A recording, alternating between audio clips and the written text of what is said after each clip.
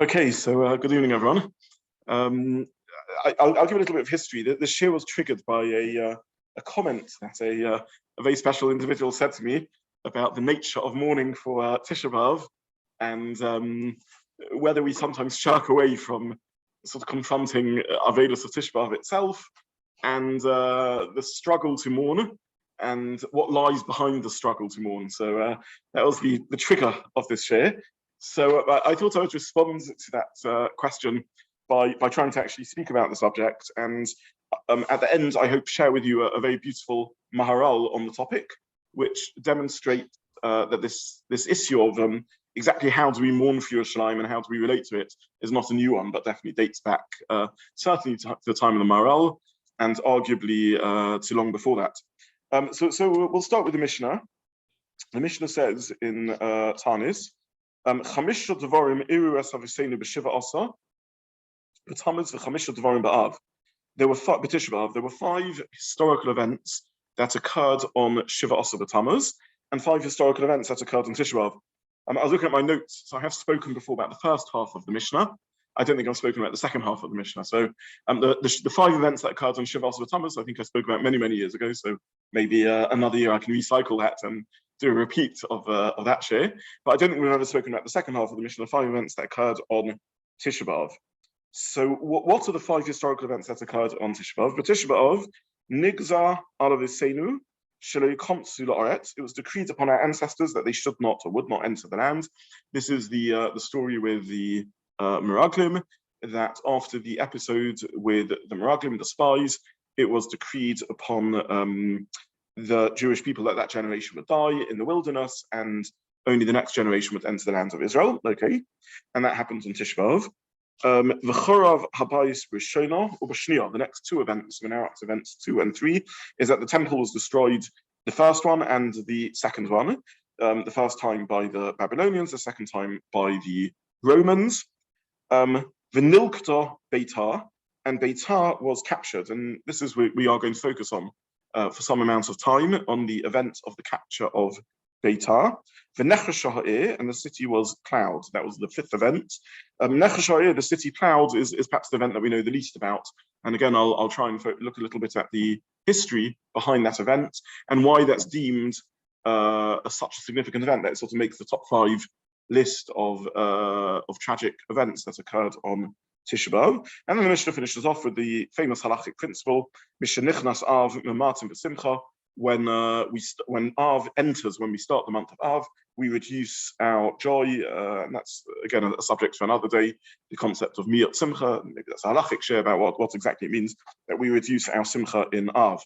So that's the Mishnah, the 5 events that occurred, and I'm going to focus on certainly the ones connected to the Beit HaMikdash and Betar and the plowing of the city. I'll just post on the chat again the link to the handout, because I see more people have joined, and I know there were problems with that. Okay, so this is the Mishnah event. So let's try and have a look at a little bit about what we know about the figure called Bar Kokhba. So the truth is we know relatively little about the Bar Kokhba revolt. We don't entirely even know the years in which the revolt exactly that it took place.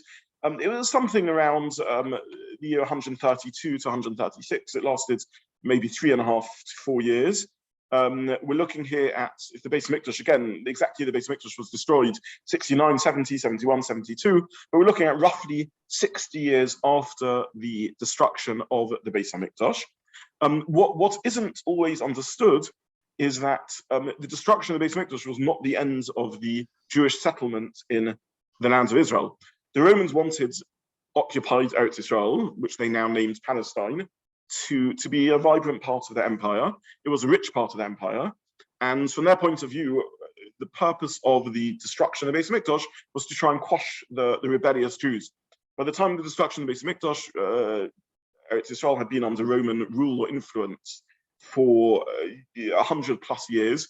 I've spoken in previous years, I won't go through the full history now, but Rome never really captured Eretz Israel. It gradually encroached and reduced the autonomy of the land of Israel. So with the end of the Hashmonaim kings, the descendants of the Hashmonaim, and the rise of the usurpers, the family of Herod who took over, gradually, bit by bit, the Romans became more influential over Eretz Israel. So effectively, it became an occupying power, but there was no one point of conquest of Eretz Israel.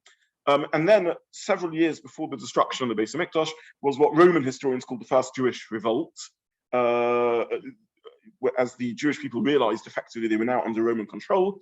And the First Jewish Revolt was crushed by the destruction of the Beis HaMikdash. And from the Roman point of view, Jews now continue to live in Eretz Israel. They're not planning to drive Jews out of Eretz Israel. There still remains a flourishing Jewish settlement in Eretz Israel. And in fact, to a greater or lesser degree, this continues all the way through to the 300s, when the Mishnah was finished, and then on through a couple of centuries after that, as the Gemara that was edited in Eretz Israel, what we miscall the Talmud Yerushalmi, was edited. And there was a significant Jewish community all the way through till about the year 500. And Eretz Israel remained a Mokum Torah, a serious place of Torah scholarship, for the next 400 years, even after that. So it wasn't empty of Jews throughout this period. But either way, some 60 years after the destruction of the Beis HaMikdash, occurred what the Romans call the Second Jewish Revolt, which was led by Bar Kokhba and really shook the foundations of the Roman Empire. So it was a serious revolt. That said, we don't know historically an enormous amount more than that. We know that the Romans were frightened by it. It was a big event. It was not just us Jews who make a fuss about it. We know that a figure called Hadrian, a very important figure, he's born a few years after the destruction of the Beis HaMikdash. He's born in about 76, so some 5 years after the destruction of the Beis HaMikdash. He dies in 138, so a few years after the end of the Bar Kokhba revolt. He's a popular Roman general who's eventually appointed Roman emperor. He begins touring his empire. The vastness of the Roman Empire is brought out by the fact that one of his stopping places on his tour of his empire is here in Britain, where he builds or arranges the building of Hadrian's Wall. So it gives us an idea of the size of the Roman Empire. When we get on a plane in Heathrow and 5 hours later lands in Tel Aviv, we've only spanned part of the Roman Empire. So that's the vastness of it. So he's there in Britain building his wall. He then marches through other parts of the Roman Empire, but eventually has to go rushing to Eretz Yisrael to sort out the rebellious Jews and crush the second revolt, the Bar Kokhba revolt. Until fairly modern archaeological times, there were no secular or non-Jewish sources as to whether Hadrian himself was involved in quashing the revolt, or whether he merely arranged for his generals to do so, and to what degree he actually was involved personally. With modern archaeological finds, we now know that he was there in Eretz Yisrael, as per our Masorah, as per our tradition, as recorded by Chazal. He actually was involved in the quashing of the revolt. So let's have a look at what the Talmud Yerushalmi tells us about this revolt. I should mention, by the way, even Bar Kokhba's real name was not entirely clear to academics until the 1960s, when various finds were found. In our tradition, he was given two pseudonyms, two ascribed names, both of which were punning off his real name. He's referred to by Rabbi Kiva as Bar Kokhba, son of a star, because Rabbi Kiva thought he was a Mashiach, or a potential Mashiach. And in a moment, maybe we'll have a look at the psukim that Rabbi Kiva took this from. And later, he was referred to Jews as Bar Koziva, from the word kozev, which means traitor, or treacherous, because he was deemed a traitor, effectively, or a fraud, because he had fraudulently raised the hope of the Jewish people, and of course, only to be defeated. So his real name wasn't really recorded in our records, and again, only came to light in secular sources with archaeological digs in the 1960s. And let's have a look at what the Talmud Yerushalmi has to tell us about him, and this is source 4 on the handout sheet. So the Yerushalmi says as follows: Tani Rabbi Shimon bar Yochai, says Rabbi Shimon ben Yochai, who, of course, we know from other Gemaras is someone who has to run away from the Romans and famously hides in a cave for 12 years, etc. Akiva Rebbe, Akiva, my teacher, Hayodoresh Dorach Kochav Miyakov, Dorach Koziva Miyakov. He used to interpret the pasuk of Dorach Kochav mi Yaakov, a star will shine out from or appear from Yaakov, as referring to the figure that we call Koziva, Bar Kokhba. Rabbi Kiva Katava Chami Bar Koziva, whenever he saw Bar Kokhba, Omer, Dein Hu Malka Mashiach, this is the King Mashiach. Omer Rabbi Yochanan Bar Tosa, and Rabbi Yochanan Bar Tosa responded to him, Akiva, Yalu Asovim Belachayich, Vadaim Ben David Lo Yavu. Grass will grow from your jaws, and still David's son will not have come. In other words, your hope that you are going to live to see Mashiach in your times is not going to be fulfilled. From your jaw, from your grave, grass will grow before Mashiach comes. So just very briefly, if we look at the bottom of page 2, this is the pasuk that Rabbi Kiva was coming from. This is a verse said by Bilam, which we read just a couple of weeks ago in Parshas Balak. Bilam is poetically prophesizing the future of the Jewish people, and he says, I see him but not now. I see him but not close. In other words, that I see in the distant future that Dorach Kochav Yaakov, eventually a star will step out of Yaakov, become Shevet Yisrael, and a scepter, a ruling scepter. In other words, a ruler will arise from Yisrael, or Machatz passing Moav, and they will smite to the corners of Moav, the Karkal Kobanei Shais, and break down all the sons of Seth. In other words, Bilam is prophesying that eventually that kingship and redemption will come to the Jewish people as some of a star type figure. And Rabbi Kiva thinks this refers to the man who later in Jewish history is referred to as Bar Kokhba, the son of the traitor, as opposed to Bar Kokhba, the son of the star. Then Rabbi Yochanan tells us about Bar Kokhba, and we'll see that the message around Bar Kokhba is not entirely complimentary. He's not a figure that the Amoraim that Rabbi Yochanan approved of. Shmonim Elef, so we're now back on page 1 in the second paragraph of source 4. Shmonim Elef Zug shall toke kronos haymakifines Betar. There were 80,000 pairs of horn blowers, in other words, Roman army commanders, who encircled Betar. And each one was in command of several army units. Now, there's a lot of discussion both around this Yerushalmi and around the parallel texts in Gemara Gittin, which talks about the Betar and Yerushalayim, as to what degree these numbers are literal or symbolic, whether this is a historical record or it's a way of saying vast numbers. Either way, Hoyasham ben Koziva, in the siege was Ben Koziva, and he had 200,000 with him who were missing a finger. In other words, a initiation rite in order to demonstrate bravery and commitment from the soldiers of Bar Kokhba was for them to lop off a finger, to chop off a finger as a way of demonstrating that they were suitable to be soldiers and had enough bravery and commitment. Shol Chachamim v'Amrulo, the sages, Chachamim sent him a message. As Emasar to Oses Yisrael Bali Mumin, how long are you going to make the Jewish people into Bali Mum? So he replied, how can I check my soldiers to tell if they're fit? And he said, I have another suggestion for you. You should have them galloping along, and they need to be able to uproot a cedar sapling. So pulling a tree out of the ground is a feat of great strength and commitment. And the Gemara concludes here that he had 2,000 soldiers of each type. So at this point in Bar Kokhba's history, he's already demonstrating in the eyes of Chazal, a lack of Torah values. He's asking a soldier to mutilate himself in order to demonstrate fitness and loyalty and bravery. And Chazal tell him off, and he still listens to the words of Chazal.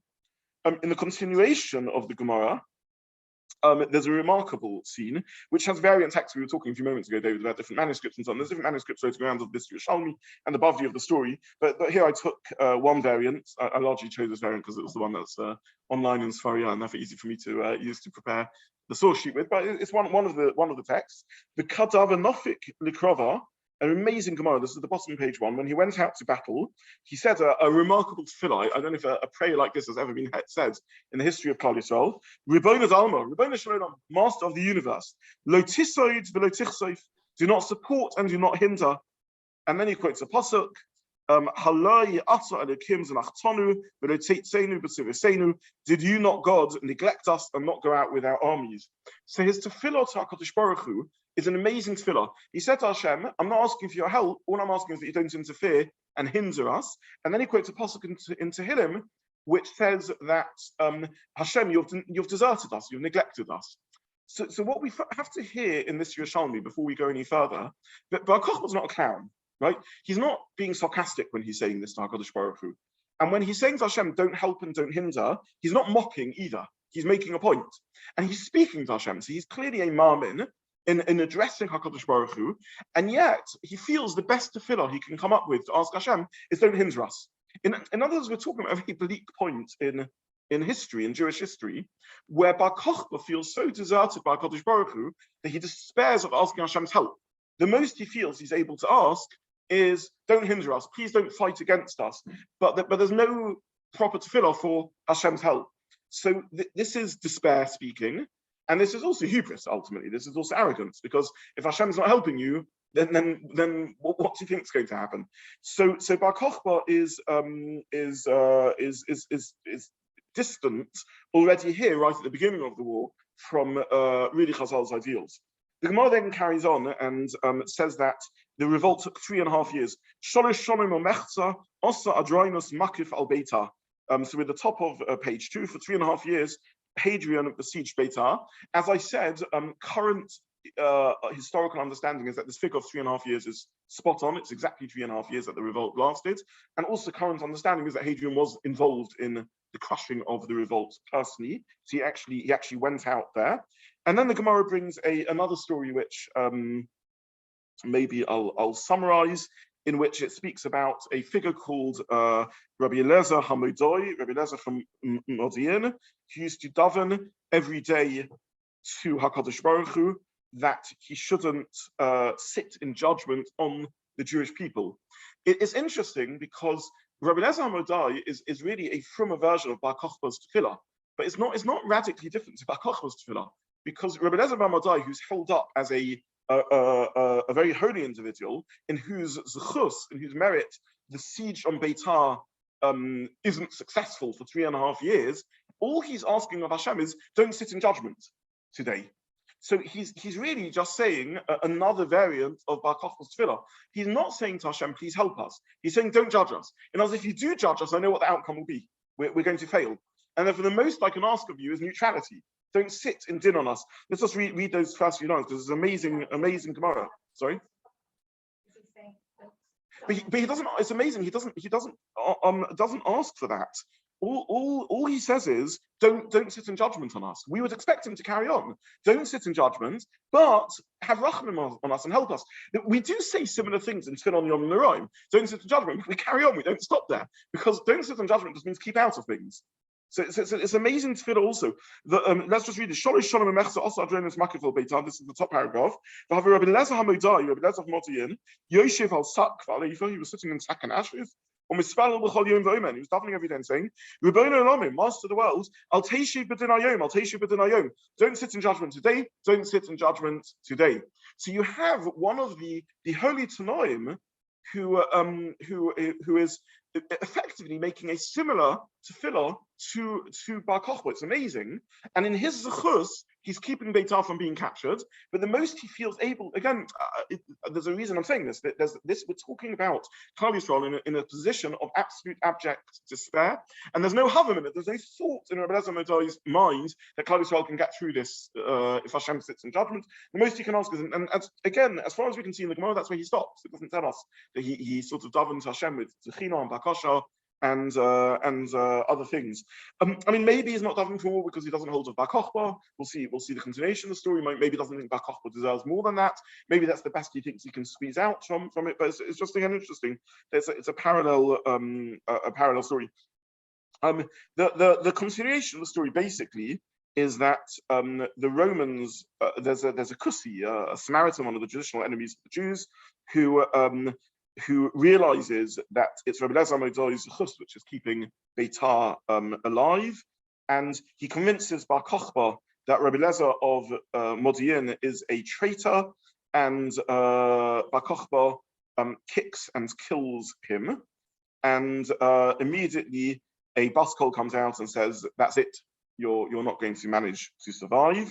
And Betar was captured and Bar Kokhba was killed. And they brought Bar Kokhba's head to Hadrian, the emperor, and they said, we've managed to kill Bar Kokhba. And here we have the third parallel text, because Hadrian says, you killed Bar Kokhba, is that what happened? Let's do an autopsy and see how Bar Kokhba died.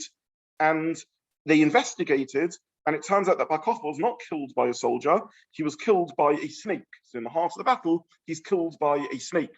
At which point the Roman emperor turns and says, we couldn't do anything, it's HaKadosh Baruch Hu who killed him. So you have the parallel again, the third time where HaKadosh Baruch Hu's involvement is. And here, the Roman emperor doesn't say that Hashem stayed neutral. We couldn't have killed him. It's HaKadosh Baruch Hu intervening and killing him, which is the cause of his death. So let's just have a look at that inside. This is, again, the large box on page 2. If we go the penultimate paragraph, 8 lines up from the bottom, it begins with the word Atun. They brought Bar Kokhba's head to Hadrianus. Hadrian asked them, who killed this individual? This Kusite said, I killed him. I killed him. Let me see his body. I want to see what happens. They showed him his body. They found a snake wrapped around Bar Kokhba. Had God not killed him, no one else could kill him. And then they called the pasuk, had their rock not sold them, Vashem haskideim, and Hashem handed them over. So Hadrian himself says, this is not my victory, this is Hashem who's fighting against them. And then finally, we have the final paragraph of the page, in which the Gemara describes what an incredible massacre the death of Betar was. It says, if you look in the last lines of the penultimate paragraph, they killed him continuously and the horse was immersed in blood up to his nose. So there's a real puddle of blood. And then it says that Hadrian had a large estate, which he fenced in with the bodies of the Haruge Betar, and he didn't let them be killed until a new dynasty arose, he didn't allow them to be buried until a new dynasty arose and allowed them to be buried. Okay, so this is the story of Bar Kokhba. It's a story of someone who clearly has great potential for greatness. He's someone who Rabbi Kiva sees as a potential Mashiach, yet seems to adopt values which aren't in line with Yiddishkeit. He's criticized somewhat by Chazal. Christian seems to spread. He seems to either be a person of little faith or arrogance, or hubris, doesn't think he needs Hashem's help, or perhaps despair and doesn't think he's going to get Hashem's help, and ultimately kills the real source of the success of Betar, who's Rebbe Elazar HaModai, and leading to this terrible massacre of the Jewish people. What we know historically is indeed this is the case, and following the loss in Betar and the squashing of the second Jewish revolt, the Bar Kokhba revolt, Eretz Yisrael is indeed for the first time properly depopulated of Jews, and there's a significant population shift, which we'll look at a little later, and a whole change in the relationship of the Jewish people to Eretz Yisrael. So it's a terrible episode. Now, if we just step back for a couple of minutes to what we know historically, what we've now found historically about Bar Kokhba. The figure here is Yigal Yadin, the famous general and archaeologist. The year is 1960. The location is some of the further caves that are around the Dead Sea, and amongst, I'm not talking about the more famous Dead Sea Scrolls, which date back to pre-Churban, but there's a later finding of documents, including 15 letters from Bar Kokhba, dictated, they're not written in his own handwriting, but dictated by him to his scribe, his secretary, and then sent out, which for the first time revealed to us personal details about Bar Kokhba, including his name and his personality and other things. And I printed here the most famous of his letters, in source 3, if we go back to page 1, in which is a letter that Bar Kokhba writes to Kiryat Aravia, in which he's appealing for donations to his army. a bit like Israel itself did in 1967, 73. They turned to the rich communities of America and they asked for help and donations and so on. So here Bar Kokhba appeals for supplies to his army. But what does he ask for? This is an incredible letter. He asks for Hadassim and Arovas and Lulovim and Esrogim. So this is an incredible find. It really brings out the personal Bar Kokhba. He's asking for his army to have Arba Minim. And also in the letter, he asks that Trumas and Maisa should be taken from them. So it's a phenomenal, it's one of these sort of incredible finds to actually find the letter of the prince of Klal Yisrael, the ruler of Klal Yisrael, asking for these supplies. An amazing thing. There's a little story. I mean, this is not Torah, this is history, so I don't want to diverge too far off it. But Yigal Yadin, when he found this letter, was completely overwhelmed, and he made an appointment with the president of Israel. And he came into the president of Israel, and he said, "President of Israel, I want to show you a letter from the last president of Israel to the current president of Israel." He said this was the last ruler of an independent Klal Yisrael.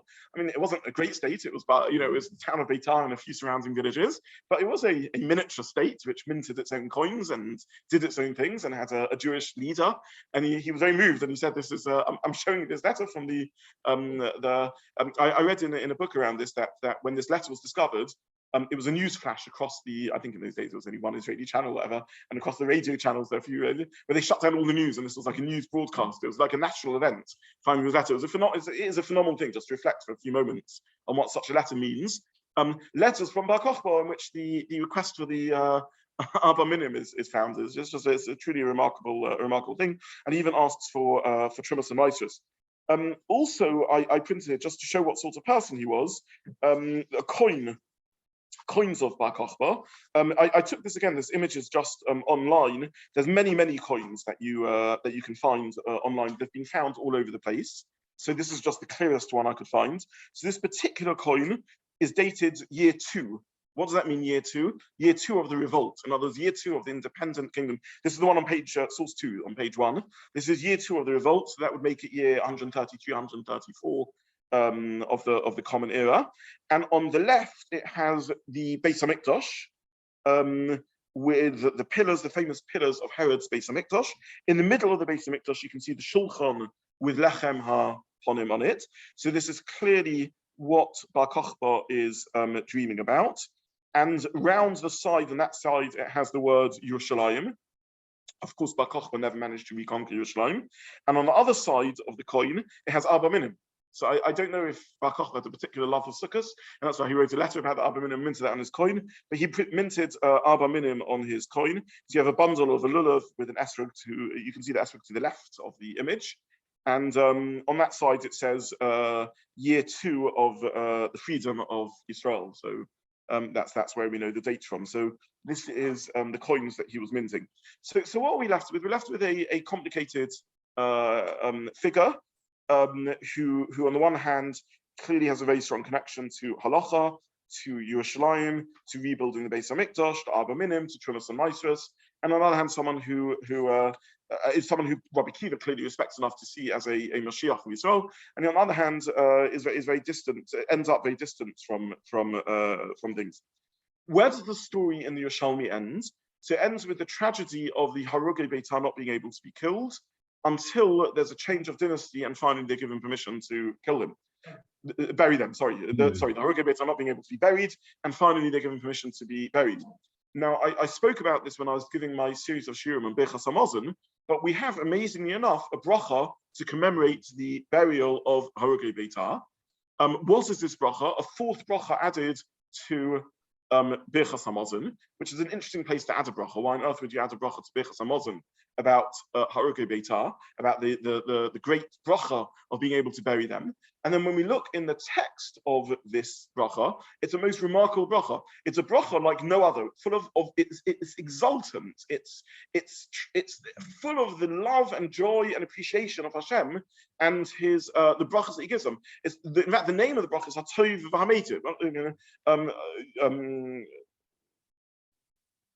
It's a bracha that speaks, is full of the power of HaKadosh Baruch Hu, the might of Hashem, the love of Hashem, the goodness of Hashem. The nusach of the bracha 3 times talks about how good Hashem is to us. So it's an incredible bracha. So what are Chazal doing when they're making such a bracha? What on earth are they doing?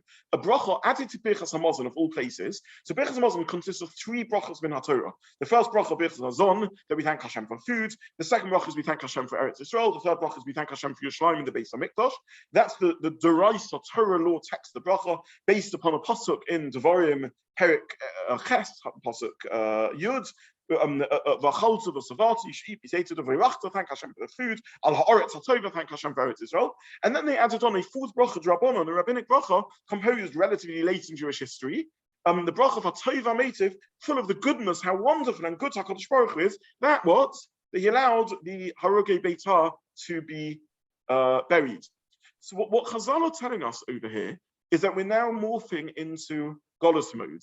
And if you want to beat the despair that underlines the sort of post Bar Kokhba era, the dubious relationship Bar Kokhba already has with thinking that Hashem will save him, and certainly the catastrophic events post Bar Kokhba, you have to learn to start seeing the goodness of HaKadosh Baruch Hu in small miracles, in small events that take place. So yes, Betar's been destroyed. Yes, they've been killed. Yes, they haven't been allowed to be buried for however long it is, but now finally we can bury them. For that little chink of light in the darkness, we have to learn to thank HaKadosh Baruch Hu. So that's what they're doing over here. In other words, the leaders of Klal Yisrael don't want ever to get back to a situation where you can have a Bar Kokhba saying, all I ask from Hashem is don't interfere. Where you can even have a Rebbe Elazar Modai saying, all I'm asking is don't stand in din over Klal Yisrael. So we have to switch modes and we have to move into Golus mode, where a chink of light we're able to notice, and we're able to say, you know what, we see that little chink of light, and in that we see all the goodness of HaKadosh Baruch Hu. This is paralleled by the Gemara, which again phrases this as a conversation between a Roman consul and perhaps Rabbi Kiva, one variant of the Gemara, in which he turns to Rabbi Kiva and says, where do you see the greatness of HaKadosh Baruch Hu? And the response is, I see it in the survival of one lamb amongst Shivim Ze'evim, amongst 70 wolves. In other words, just the new variant of, if for many of us, if we turn and say, where do we see HaKadosh Baruch Hu in the world? Many of us will answer in Jewish history. Now, what do we see in Jewish history? We see terrible events. We see Churban Beis HaMikdash, we see a Holocaust, Rahman al-Islam, but we see the light in it. Yeah, but at the end of the day, we survived. At the end of the day, we're flourishing. At the end of the day, we're still here. At the end of the day, we've still got Torah. We've still got connection to HaKadosh Baruch Hu. We're able to bury the Haroge Betar. And we can now say with joy, Hatov, Ha'meitiv, Hakel, Hagadol, Hagibah, Vanora, right? Where do you see the Gevura, Aye, Gvuroscha, Aye, Gduroscha, where is your greatness? Where is your might? Etc., etc. The answer is in the survival of Klal Yisrael in this moment of dark. So this is the bracha of Hatov Ha'meitiv, and it's appended to benching, because the essence of benching is that we look at bread which grows from the ground and is farmed. It takes effort to do so, enormous effort. 11 melachas, you have to plow and you have to sow the seeds and so on and so forth. And you have to harvest and you have to grind the grain and you have to mix it into dough and bake it. It's enormous, difficult work, labor to get there. It's 11 melachas. And yet we turn and say, who is it?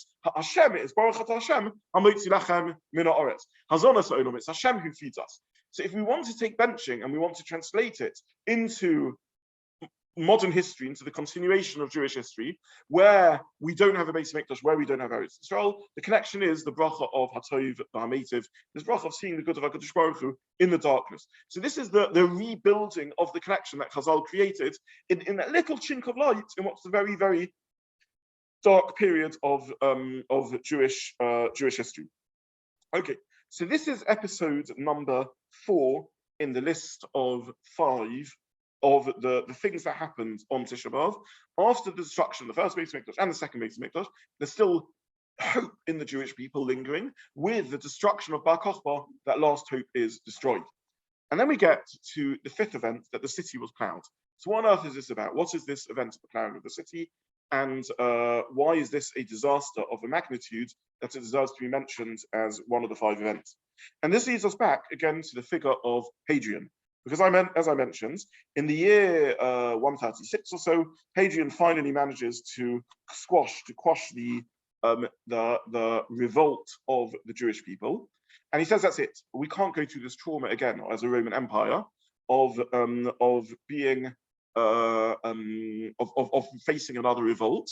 I'm going to finish off the rebellious nature of the Jews once and for all. I'm going to destroy any hope they have left. By the way, again, remarkably, history shows, he died 2 years later, Hadrian. History shows that this revolt shook him up.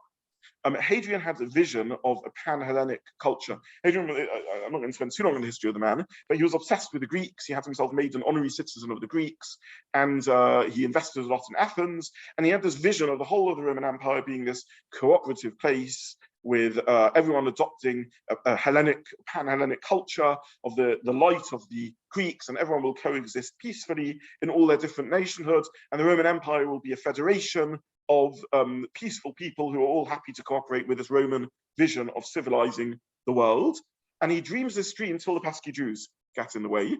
And afterwards, we know that the revolt led him to despair, like his vision is never going to be fulfilled of this beautiful image of all the various peoples of the Roman Empire working together. So he decides he's going to squash the Jewish people. And the way he does it is, I'm going to make the center of Eretz Yisrael, Judenrein, clear of Jews. And this is the point in time in which he renames Yerushalayim with a Roman name. He makes it free of Jews. Jews are no longer allowed to live there. And he plows the ruins of the Beit HaMikdash. In other words, I'm removing even the ruins of the Jews. And again, this is not a minor event in Hadrian's life, because he minted a coin in honor of this occasion. And this is here printed on page 3 in my handouts, and we notice 2 features of this coin. The first feature we notice is that it's got his head on it. Bar Kokhba never did that. Bar Kokhba keeps halacha. He doesn't mint coins with heads on it, but Hadrian does, and he's very proud of his victory over the Jews. And the second thing we notice is, by the way, this coin is found in the British Museum. I think I put that in brackets. Yeah, this coin is found in the British Museum. This is you can see this coin here in the UK. And the second thing he has is of him ploughing Yerushalayim. And I think you can see on the image, this is Yerushalayim being ploughed. Now, we know about the events historically, and there's a detail that isn't recorded in Chazal, which is they plough Yerushalayim, they sprinkle ash over it, and then they dedicate the Mourning the Beit HaMikdash as a temple to Avodah Zarah.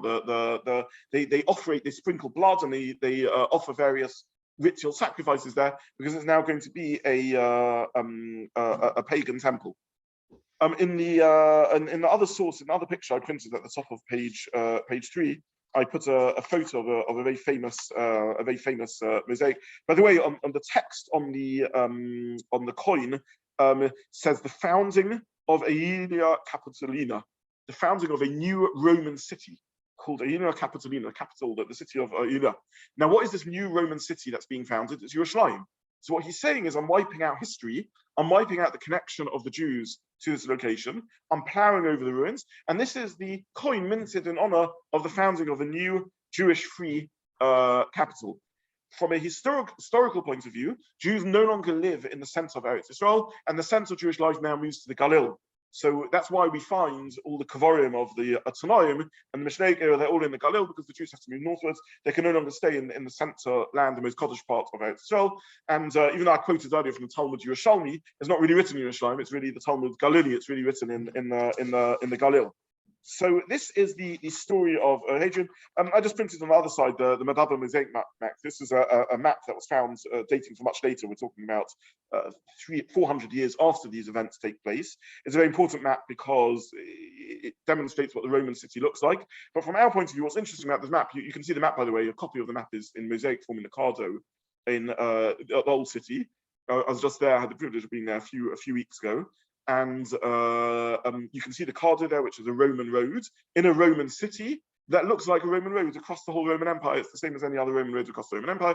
And they put the map there because it's the map of a Roman city. And there's no mention of Yerushalayim in this map. It's not called Yerushalayim. It's called Aelia Capitolina. It's a Roman city. This is just a very vivid demonstration of how Yerushalayim has now come to be, how Yerushalayim has come to be seen. Okay, so this is the 5th tragedy. It's the Roman emperor ploughing over the ruins of Yerushalayim. And here the Maharal says a beautiful point, because he says, what is the Roman emperor doing when he's ploughing over ruins? What's it mean to plough over ruins? Stage one of the Churban is the destruction of the Beis HaMikdash, or the destruction of Betar, the Haruge Betar. So that's taking a live building, a living place, a living city, a Yerushalayim Beis HaMikdash, and destroying it. That's level one of Avedas. But level two of Avedas is when you mourn not the destruction of the city or the Beis HaMikdash, but you mourn the destruction of the ruins. What does it mean to destroy ruins? What we're saying is you don't even have a history here. We've destroyed the future. We've taken away from the future from you. We've destroyed the Beis HaMikdash, but we haven't yet destroyed the past because you still have ruins. When we destroy the ruins, what we're saying is we're even taking away your past. We're even destroying the ruins of the Beis HaMikdash. And this, says the Maharal, is the depth of this latest stage of Churban. It's not just the future that's been stolen. It's not just the destruction and the Churban of a functioning Beis HaMikdash. It's a removal of the past. You no longer even have a past there. You have no way of connecting to it. Says the Maharal, in a typical Maharal twist, in which he always tries to see how the external physical events happening are a manifestation of an inner spiritual decay. What we're seeing over here is a destruction of our ability to mourn the Beis HaMikdash. Because when you have a Beis HaMikdash that functions, it's wonderful, you have a Beis HaMikdash. When it's destroyed, it's in ruins. That's tragic. You see the broken shell of a Beis HaMikdash. You see the ruins, so you see the Churban, and you've got that to cry Avedos on. This is the Churban of the Churban. It's the destruction of the destruction. It's the removal of the ruins. So you no longer have ruins there. In other words, you'll no longer see the destruction in front of you. That the physical manifestation is he's removing the ruins. The political or vision plot that Hadrian is doing is he's trying to take away the history of the Jews there. This is Jews and right, no more Jews there, no more thing. And the spiritual manifestation, they're all lining up in parallel as per typical Maharal thinking.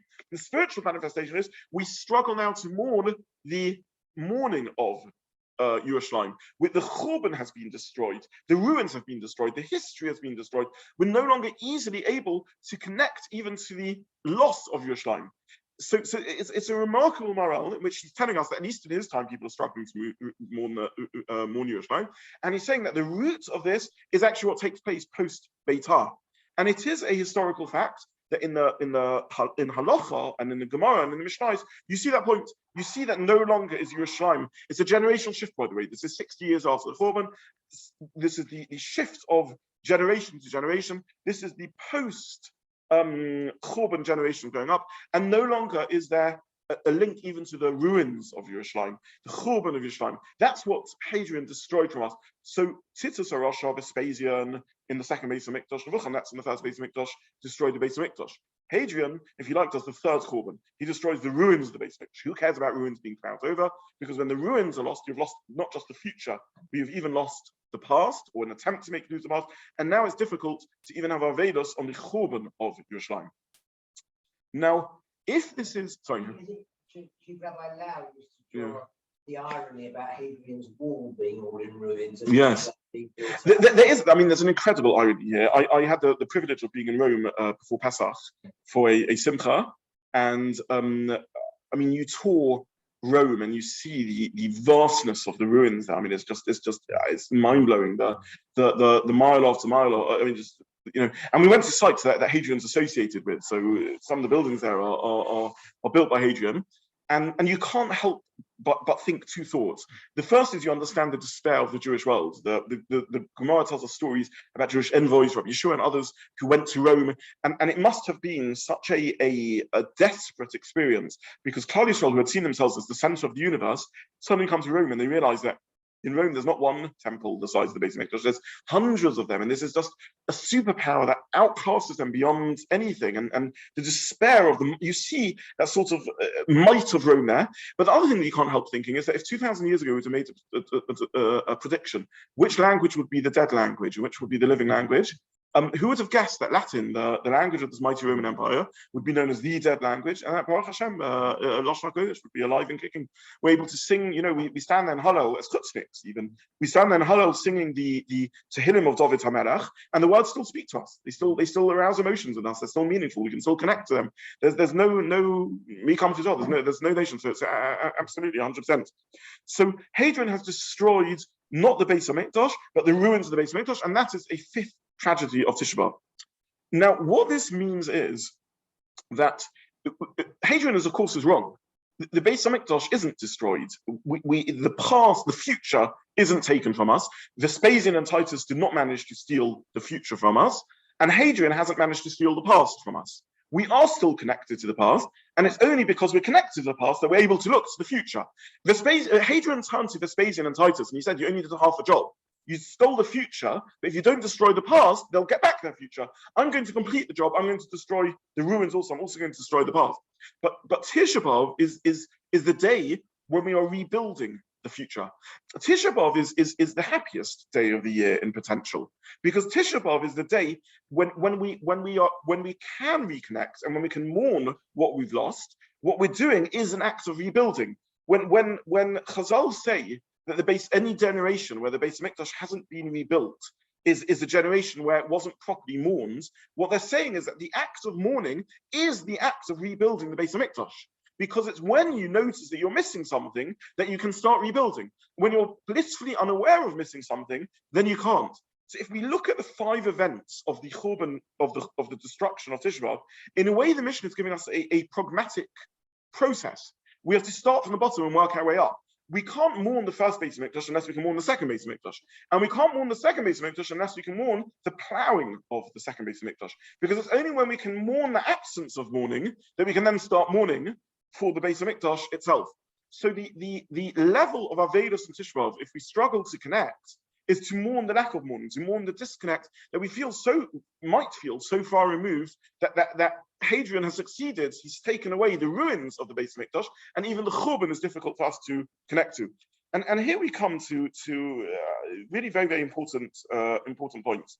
And I printed these in the continuation on page 3. The first is a pasuk in Devarim that we will read next week. But in distress when all these things have come upon you, in the end of days, and you will return to Hashem your God and hearken to His voice. So what this pasuk is telling us is that there is an achris hayomim when we feel the pain, and this pasuk is talking to us. I mean, across the Jewish world, we understand that achris hayomim is where we are living now, and we look at the pain of our experience. And by the way, part of that pain is yes, Tisha BeAv can be used for Avelos over other Tisha BeAvs. It can be used for Avelos over crusades. It can be used over Avelos of Holocaust. It can and should be used for Avelos over the Spanish expulsion and everything else. And we see that in the text of the authors of the Kinnos who linked it to that, because this is how we work back to that moment of Churban.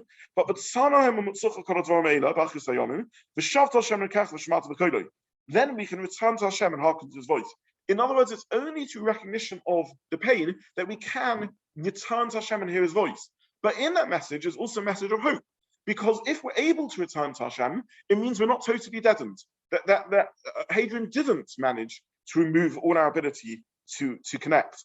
In other words, we are still alive. And there's a remarkable pasuk that we say in the Haftorah, which comes from Yeshaya, and it's a pasuk that can be translated in many ways, and I want to translate it in one way. Roni akora lo yolada, sing, O barren one who didn't bear a child. Hitzchu rina v'tzali lo chola. Break out in singing and joyous call, you who do not have the pain of childbirth. Ki rabim b'nei shemema minei be'ula om Hashem. For more are the children of the desolate than the children of the married wife, says Hashem. So HaKadosh Baruch Hu is looking, and it's very, very difficult to know what this pasuk is telling us. And I just want to share one pshat in the pasuk. HaKadosh Baruch Hu is looking at Klal Yisrael, and he's saying, as a married woman, in other words, when you are in your relationship with me, Hashem, when you were married to HaKadosh Baruch Hu, before the separation, some rupture in the relationship, there was the destruction of the Beis HaMikdash. You brought less fruit into the world, you bore less children than you have borne in your period of desolation. In other words, Klal Yisrael has brought more fruit into existence in its period of desolation and barren and non-marriage than it did in its period of Shemema than it did when it was married. And I was look at the flourishing of Klal Yisrael and what we've done in Golus. We have a Mishnah and a Gemara post-Korban, and we have a Rambam and a Ritva and a Rashi, and we have a Kuzari, and we have a Reb Chaim Brisko and a Ketzos and a Shulchan Aruch, and everything else that was done in Golus. In other words, we're still alive. Our past hasn't been taken from us. And in this reading of the Pasuk, this is what Yeshaya is saying, that be able to rejoice even in this separation, because you're still able to bring life into the world.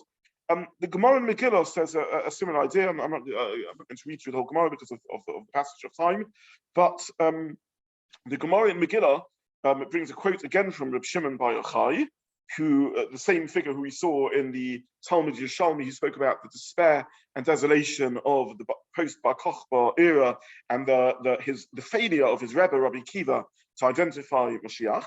And he says, this is source 9,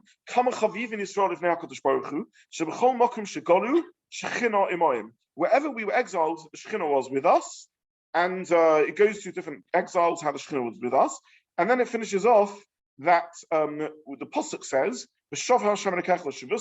Hashem will return with the returnees from captivity. In other words, it doesn't say Hashem will bring back the captives, but he will return with the captives. In other words, Hashem is with us in Golus also. What does that mean that Hashem is with us in Golus also? That there is still a relationship there. And the reason I'm saying these sources is because part of us struggles to mourn because we've lost hope. And there is within us, all of us, a part that rings to Bar Kokhba's tefillah and rings to this despair. The most we can ask of Hashem is not to interfere. In other words, we've lost hope that a Mashiach world is really possible. We've lost hope that there really is the chance. It feels like fantastical. It feels like a fantasy of sorts. Well, the world can really so radically alter, things can really get back on track. There can really be a rebuilding of Eretz Yisrael, of a Mashiach, of a world in which the terrible things that are going on aren't happening, a world in which the Golus is ended, that there can really be such a thing. And what this source is telling us is that HaKadosh Baruch Hu is there with us in Golus. For those who listened to the time I was interviewed on the Ner Desert Island Disc, I spoke about my Rebbe Rosh Shmuel and the song that the Yonos Edom, Rabbi Yonah Karpelov, composed, who was murdered brutally by the Ukrainian allies of the Nazis, by the Lithuanian allies of the Nazis in Lithuania. And he composed a song to the words of the Zemer on this postuk itself, V'shov lo ne'emar ki im Yoshiv lo ne'emar, doesn't say Hashem will bring us back, ki im v'shov v'kibet, that Hashem will return with Klal Yisrael. So what do we have of our relationship with Hashem, and what don't we have with the relationship with Hashem? What are the fruit that have been so bountiful even in the years of desolation, and what are the fruit that we haven't brought into the world that we should have brought into the world? So here we have another Gemara, and the Gemara tells us Miyom Shecharav Beis HaMikdash, the statement of Ulah, from the day the Beis HaMikdash was destroyed, Ein LaKadosh Baruch Hu ba'olam elo daled amos shel halacha. All Hashem has in the world are the daled amos of halacha, the 4 cubits of halacha. Meaning to say, what has flourished in Golus? A connection of Hashem to Hashem through halacha. That's wonderful. I listed all the beautiful svarim that have been written over the not all, a sample of incredible flourishing of Torah that's been listed, and this is fantastic. We still clutch on to our portable homeland of halacha, and this is where Hashem can still be found present in the world. But what's missing? What's missing is what Klal Yisrael is meant to be. We're meant to be able to be a nation. We're meant to be able to be the ambassadors of HaKadosh Baruch Hu to the world. We're meant to be able to be a people that can carry HaKadosh Baruch Hu's presence into societal life and into national life. It's not meant to be that HaKadosh Baruch Hu is only found in the world in Daled Amos Shel Halacha. Daled Amos Shel Halacha, 4 cubits is the minimum space a person can fit into. It means you're boxed into and constricted into space, and you're surviving, that survival mode. That's wonderful that there's a survival mode. It's that gives us hope that we'll be able to, as the Pasuk says in Devarim, that we'll be able to we'll be able to return back to Hashem and listen to his voice. It's that leads the Pasuk in Yeshaya to say that we can sing, that there's been an incredible flourishing and flowering of creativity in Golus. But all we've got is this Daled Amos. We've got halacha, that's fantastic, that should remain important. It's central, it's what keeps us alive, but it's living on a life support machine. But what we don't have is Yiddish, is real Yiddishkeit. What we don't have is the real alive relationship to Hashem. What we've got is that we can beat Hadrian. If we work on it, we can link ourselves to the past. If we work on it, we can see that yes, he plowed the physical ruins, but we can start our Vedas again. We can start mourning. But what we don't have is everything else. What we don't have is a world of real connection to what Jews and Judaism is meant to be. And this, therefore, is really, I think, as per the Maharal, what the mission is telling us. The first avodah, the first effort we need to make on Tisha BeAv is to mourn the fifth on the list, to mourn the ploughing of Yerushalmi, to mourn that we don't even appreciate we don't even see the ruins anymore, never mind needing the Churban. And that's the difficulty, why it's so hard to speak about Tisha BeAv. Because we try and speak about the Churban when what we really need to speak about is the Churban of the Churban, and we don't even understand what we've missed. Because we've grown used to living in a world where HaKadosh Baruch Hu is Daled HaMashal, and we say, that's great, that's wonderful, we still have Hashem here in Golus, and it is wonderful. We should know we have Hashem here in Golus, because if we don't have that, we've got we've lost the dream of being able to imagine a world of Mashiach. But we also need to remember that it's only Daled HaMashal. This is not what the connection to Hashem means. And I'll just conclude with the Rambam in Hilchos Tanis. This is source 10 at the bottom of page 3. This is the final words of the Rambam in his halachas of what a fast day is, what a Tanis is. And he says, all these fasts are going to be cancelled, all the fasts of mourning are going to be cancelled when Mashiach comes. They will become a Yom Tov. You may sosten the Simcha, days of rejoicing. And then he quotes a pasuk in Zechariah, Koyam Hashem, Savakos, Tzom HaRaviv, Tzom HaChamishi, Tzom HaShaviv, Tzom HaSiri, Yeh Beis Yehuda, the Sosten Simcha, the Motim Tovim, Emes HaShalom HaReva, etc. So these will be days of rejoicing. Now, why is the Rambam concluding his halachas with this? So on level one, you can say it's a nice way to finish. We've just had several chapters in the Rambam talking about Avelos and mourning and the laws of all the fast days. And the Rambam wants to finish off by saying, don't despair. Mashiach will eventually, these days there'll be Nechama. These are words of comfort. There'll be Mashiach will come. I think that's a legitimate reading of the Rambam. I think that's the pastures of what the Rambam is saying. But I think there's a deeper level, on two deeper levels. The next deeper level is the Rambam is passing this as halacha.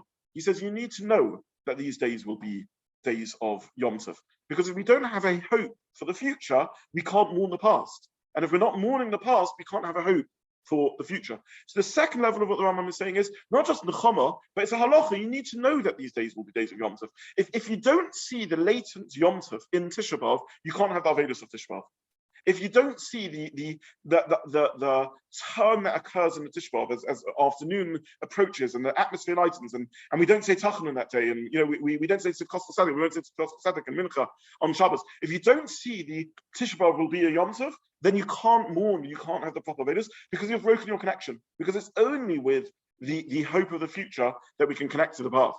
And the third level of what I'm saying is the other way around. It's only with a connection to the past that we can build the hope to the future. So if you want to make Tisha BeAv into a Yom Tov, it's not coincidence that Tisha BeAv becomes a Yom Tov. It becomes a Yom Tov because it's the acts of Avelos of Tisha BeAv that is the building blocks that rebuilds the Beit HaMikdash. Because it's when we're able to be misabel and beat the ploughing of the city, when we're able to see that no, there are still the ruins and the Churban, then we can hope to be able to rebuild the Beit HaMikdash. I think that's the reason why the Rambam concludes these halachas here, and therefore we will conclude with the tefillah of the Rambam, the pasuk in Zechariah, that Yitz Hashem, this Tanis, the fast of Tisha BeAv, should be Beis Yehuda, the Sosten and the Simcha and the Moed and Tovim. It should be in the Yom Tov, Emes HaShalom HaReva. And the way to do that is by loving truth and peace. Amen.